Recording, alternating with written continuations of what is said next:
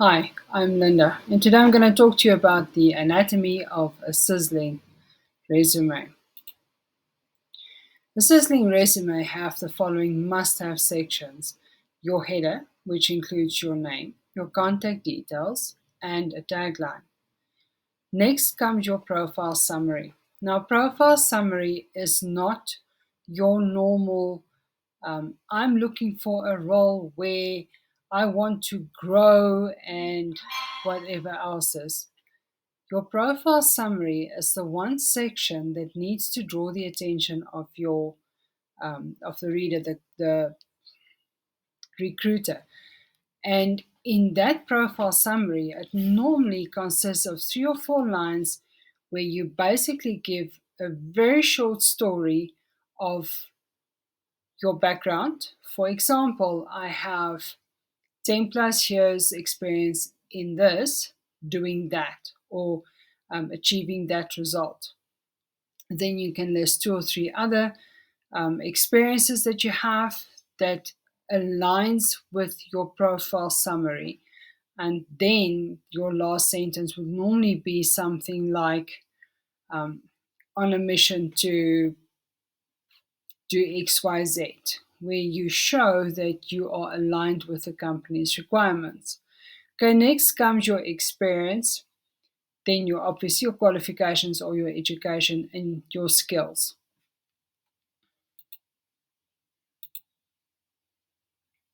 Optional sections that you can have is personal details, awards or accolades. Obviously, profile picture is normally a bit of a problem because some countries, like France, I believe, do not want you to have that. So it all depends on where you are and where you're applying to, which country you're applying to. I know it also creates a lot of bias. Okay, interest, not normally. I know a lot of people include it, but that can be a bit of an issue. Sometimes it can work and you get away with it, but not always. You've got to be very, very careful there.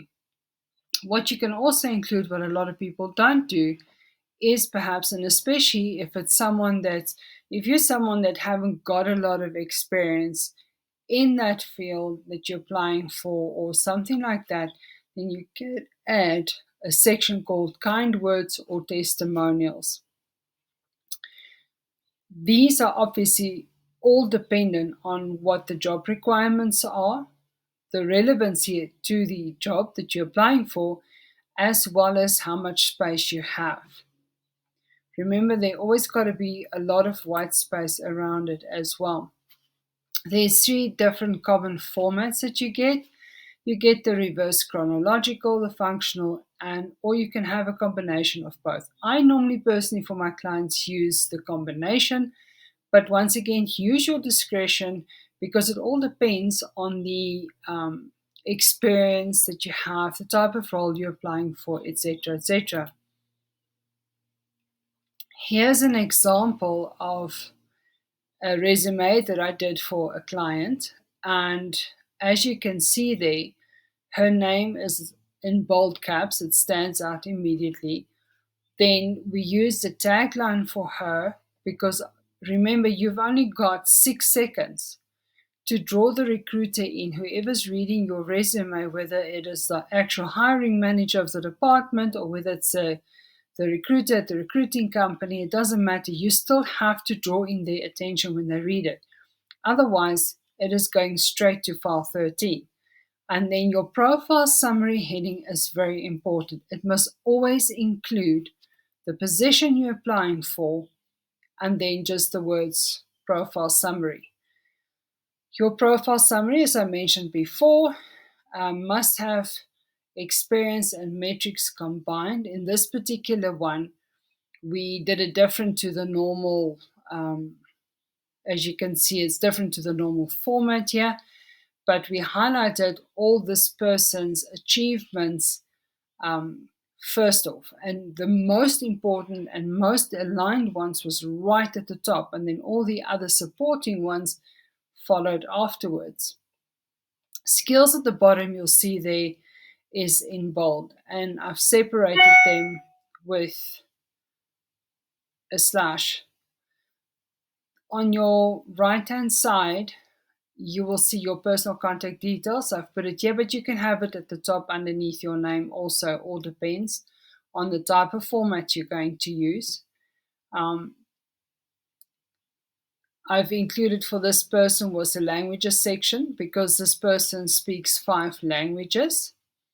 And then the education, I only listed the year, the qualification, and the institution. I didn't go into details and depths of that. And then a very, very brief work history because what I've done in this particular example, you can see here, I've basically listed all the experience here.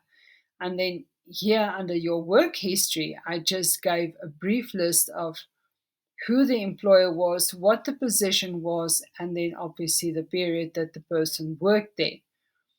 And then lastly, I included achievements or rewards accolades because this was very relevant to the role this person was applying for. Okay, your word process allowed settings. I normally use narrow margins. That's so that you can have a little bit more space to write everything. Make sure it is your portrait orientation, and I normally use a right column setting. Sometimes I do use the left column. I prefer to do it this way. In this one, you can see here, I did a bit of name dropping here for my client as well.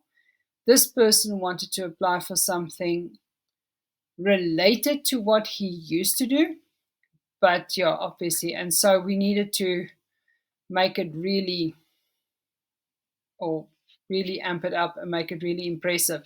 So here I used the logos of the companies that he worked for, just as an added boost for him.